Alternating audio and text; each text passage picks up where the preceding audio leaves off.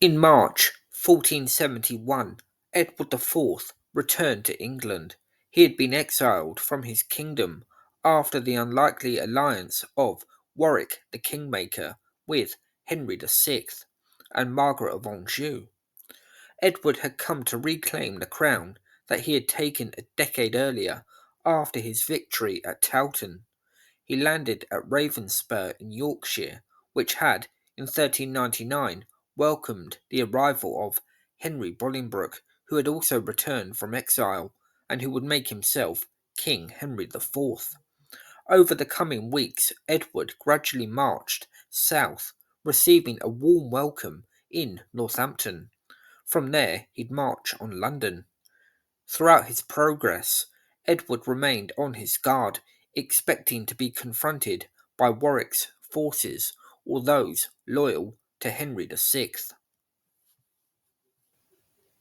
Edward arrived in London, first making contact with his wife Elizabeth Woodville, who had been, until Edward's arrival, surrounded by Lancastrian enemies and forced to seek sanctuary at Westminster, where she would give birth to a boy in November 1470, whilst her husband had been exiled.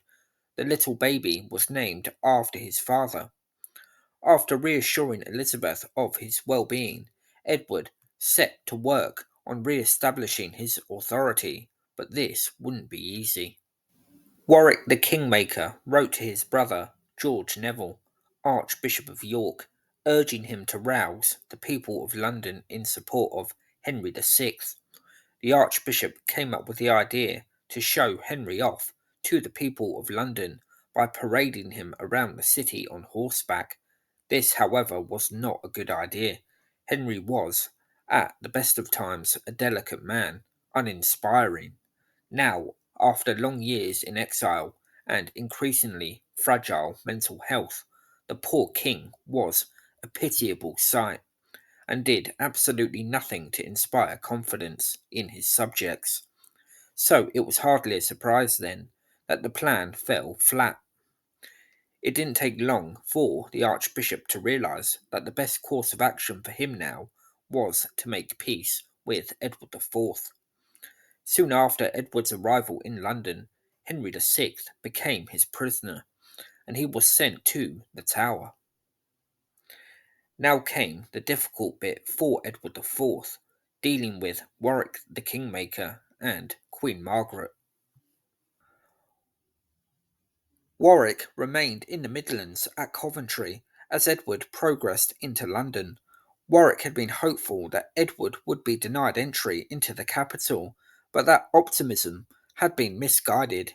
Now the time had come for Warwick, and gathering a large army, he marched south, where he would meet the forces loyal to Edward IV.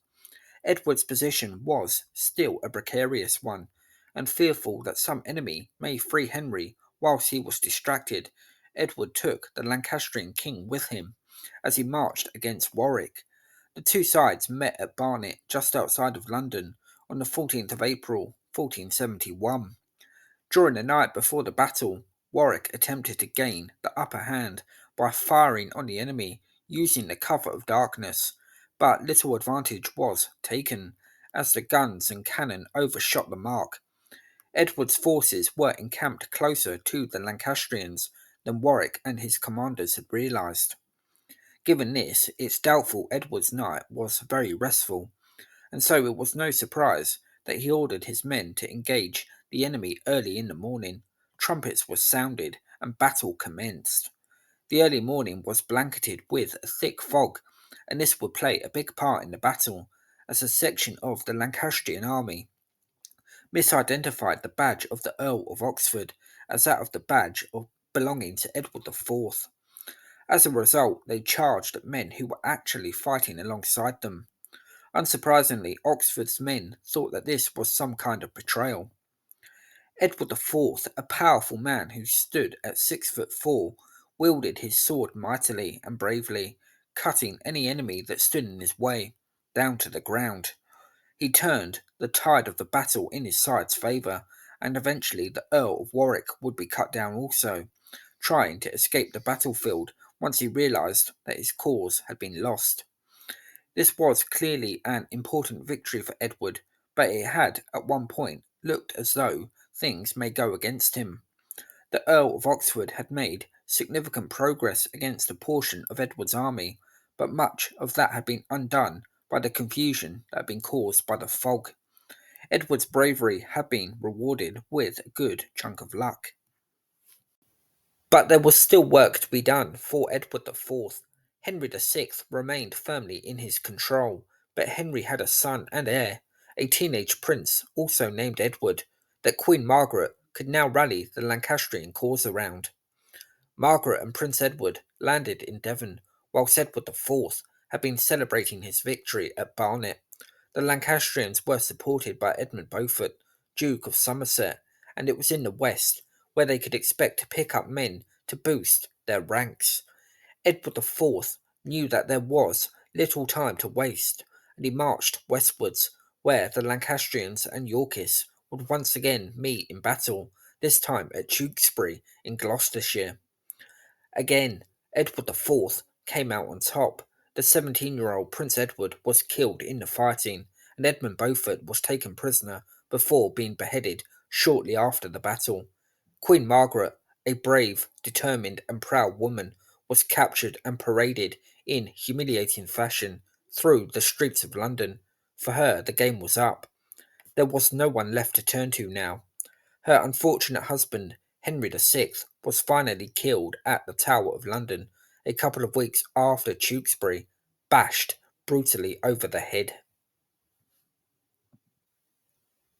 1471 had been a decisive year in the Wars of the Roses. At the start of the year, Henry VI was once again king, not through his own actions, mind you, but those of more resolute and power-hungry people around him. It's hard not to feel sorry for this simple and kindly king. Edward IV had been no match for him on the battlefield, and that's what won the Yorkist king the crown on two different occasions. His second reign, beginning after the success at Tewkesbury, would not, however, be an admirable one. In 1471, the English public generally recognised that Henry VI was in no fit state to be king, so Edward IV becoming king again seemed to be best. However, over time, public perception of Edward grew cold. He overindulged himself with wine, food, and women, and rebellions against him sporadically broke out. Barnet and Tewkesbury had shown Edward IV at his best, but peacetime would show him at his worst.